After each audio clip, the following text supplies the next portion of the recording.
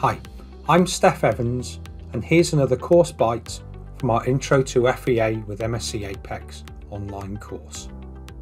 Many detailed models require connection at specific locations to represent fasteners, welds or bushes. Here we'll look at some of the methods available to represent fastener stiffness and load distribution.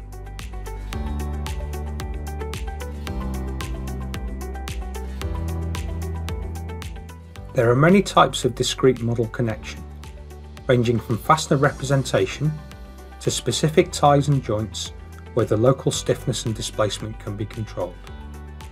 As well as physical connection, discrete ties can be used to distribute loading onto a structure, connect regions with dissimilar meshes, or constrain a model across multiple features.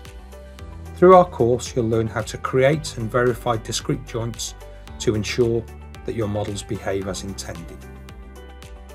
Remember, we've got free trials of all our courses, and there are free versions of Apex to allow you to follow the tutorials at your own pace. Just follow the link to see a full list of our courses, and we hope to see you on a course really soon.